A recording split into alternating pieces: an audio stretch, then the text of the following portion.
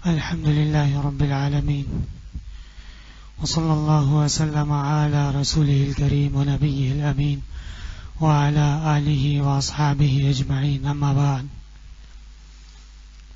زکوٰۃ کے ادائیگی کے صحیح ہونے کی شرائط میں سے ایک بہت ہی اہم شرط وہ نیت کا ہونا ہے.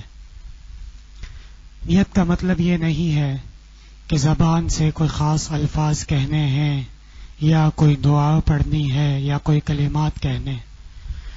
ایک دفعہ پہلے بھی میں عرض کر چکا ہوں، علماء کرام فرماتے ہیں کہ نیت کا مطلب یہ ہے کہ جو مسلمان کوئی شرعی عمل کر رہا ہے وہ اس کی نالج میں ہے، اس کے علم میں ہے اور وہ اپنی مرضی سے کر رہا ہے.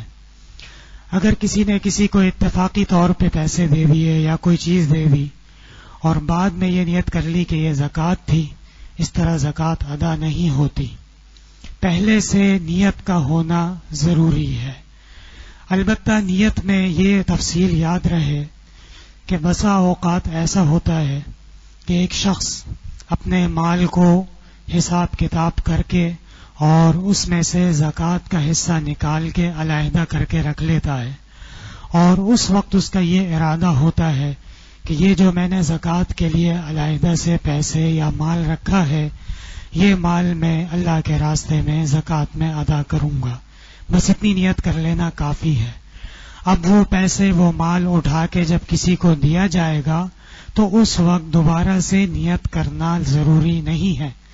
اگر وہ پیسے پہلے سے الگ کر کے رکھ لیے ہیں اور اس بات کا یقین ہے کہ یہ پیسے زکوٰۃ میں دینے ہیں تو بغیر نیت کیے، بغیر کوئی یاد دلائے اگر وہ پیسے آگے دے دیے گئے، زکوٰۃ ادا ہو جائے گی.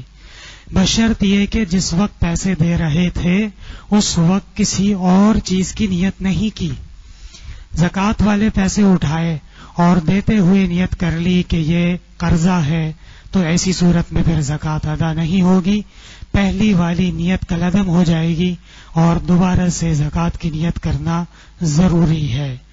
ایک انتہائی اہم مسئلہ جو یاد رکھنے کا ہے کہ جس شخص کو زکوٰۃ دی جا رہی ہو اس کو یہ بتانا کہ یہ زکوٰۃ کی رقم ہے یہ ضروری نہیں ہے.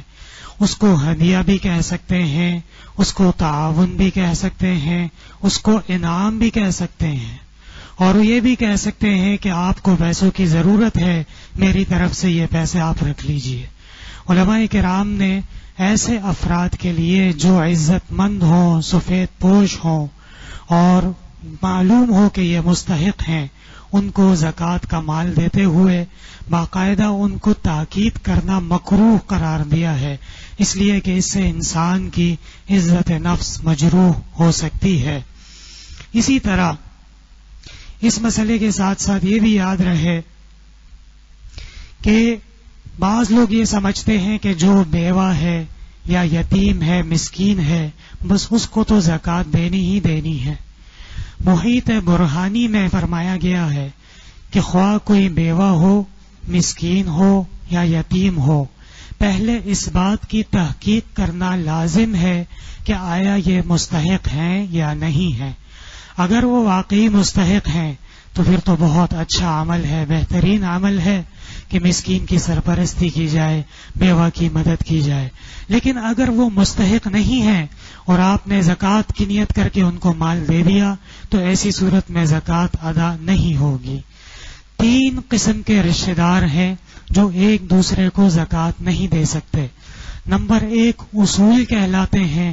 اصول کا مطلب ہے آباء و اجداد، اس میں باپ بھی آ گیا، اس میں دادا بھی آ گیا، اس میں پردادا بھی آ گیا.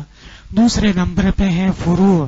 فروع کا مطلب ہوتا ہے جو آپ کی نسل ہے، پوتے پوتے، نواسے نواسیاں، بیٹے وغیرہ. اور تیسری ہے اطراف. تیسرا ہے زوجین. زوجین کہتے ہیں میاں بیوی کو. میاں اپنی بیوی کو زکوٰۃ نہیں دے گا اور بیوی اپنے شوہر کو زکوٰۃ نہیں دے سکتی.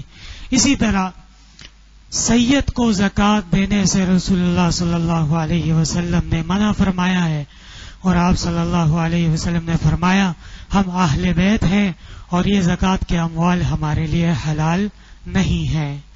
حضرت حسن رضی اللہ عنہ نے ایک دفعہ رسول اللہ صلی اللہ علیہ وسلم کی خدمت میں موجود کچھ کھجوروں میں سے ایک کھجور منہ میں رکھی اٹھا کے آپ صلی اللہ علیہ وسلم نے فرمایا اوہ اوہ عسى ان يكون من الصدقہ، واپس تھوکو، فوراً نکالو، ہو سکتا ہے کہ یہ زکوٰۃ کی کھجور ہو۔ سید کون سید ہے؟ علماء کرام نے فرمایا جس کے باپ کی طرف سے نسل و نسب میں سید آئے ہوں اور یقین ہو کہ یہ سید ہی ہے تو اس کو پھر زکوٰۃ دینا جائز نہیں ہے، اگرچہ وہ مستحق ہی کیوں نہ ہو۔ اگر کوئی ایسا سید ہے کہ جو کہتا ہے کہ ہمارے خاندان میں کچھ سید تھے یا ان کی والدہ اور نانا کی طرف کے لوگ سید ہیں، یہ حقیقت میں سید نہیں ہے۔ سید کا نسل و نسب محفوظ ہونا چاہیے، صرف اندازوں سے جو سید کہلائے وہ حقیقت میں سید نہیں ہے۔ اسی طرح اگر کوئی شخص بہت مالدار ہے اور اس کے پاس لاکھوں روپے ہیں، فیکٹری ہے، بلڈنگز ہیں، پراپرٹی ہے، لیکن تحقیق کرنے سے پتا چلا کہ وہ قرضوں میں ڈوبا ہوا ہے اور ایسا ڈوبا ہوا کہ اس کا جو موجودہ مال ہے یہ سارا کا سارا قرضے کی ادائیگی کے لیے ناکافی ہے، ایسا شخص شریعت کے لحاظ سے مستحق ہے اور اس کو زکوٰۃ دینے سے زکوٰۃ ادا ہو جائے گی۔ اسی طرح بعض ادارے ہوتے ہیں جو زکوٰۃ کرتے ہیں، خاص طور پہ جو ٹی وی پہ اشتہارات آتے ہیں کہ جی ہم غریبوں کا مفت علاج کر رہے ہیں، یا ہم کینسر کا ہاسپٹل کھول رہے ہیں، یا ہم سڑکیں بناتے ہیں، یا ہم خون کا عطیہ دیتے ہیں، یہ تمام چیزوں میں زکوٰۃ کی رقم بغیر تملیک کے مستحق کو مالک بنائے جائز نہیں ہے۔ اس لیے احتیاط کی ضرورت ہے جب تک کہ ان کا مصرف صحیح طور پہ آپ کو معلوم نہ ہو، اور یہ بات بھی واضح ہو کہ زکوٰۃ و صدقات کا مصرف صرف مسلمان ہیں، اور ان اداروں کے منشور میں اکثر یہ کہتے ہیں کہ ہم انسانیت کی خدمت کرتے ہیں بغیر مذہب کے امتیاز کے۔ لہٰذا اس بات کی حقیقت معلوم ہونا چاہیے کہ آپ کا دیا ہوا مال وہ کس طرف خرچ ہو رہا ہے، وہ کرسچنز میں بھی جا رہا ہو، وہ ہندو میں بھی جا رہا ہو، وہ کچھ ایسے فرقوں میں بھی جا رہا ہو جو اللہ کے رسول کے صحابہ کے دشمن ہو، ایسے اداروں میں زکوٰۃ دینے سے زکوٰۃ ادا نہیں ہوگی، احتیاط کی ضرورت ہے۔ اسی طرح بعض ادارے میت کے کفن دفن کا، قبر کا یا میت کی گاڑی کا، اس طرح کے سلسلوں کا انتظام کرتے ہیں اور وہ بھی زکوٰۃ طلب کرتے ہیں۔ ان مد میں اور ان جگہوں میں زکوٰۃ دینے سے زکوٰۃ ادا نہیں ہوگی۔ زکوٰۃ کے لیے مستحق ہونا ضروری ہے، زکوٰۃ کے لیے اصیل کا قبض کرنا ضروری ہے یا وکیل کا قبض کرنا ضروری ہے، اور اس بات کا یقین ہو کہ پھر آگے جو یہ رقم خرچ ہوگی تو یہ زکوٰۃ کے مصارف میں ہی خرچ ہوگی۔ زکوٰۃ کے مستحق کے بارے میں انشاءاللہ تعالی تفصیل وہ اگلی مجلس میں کریں۔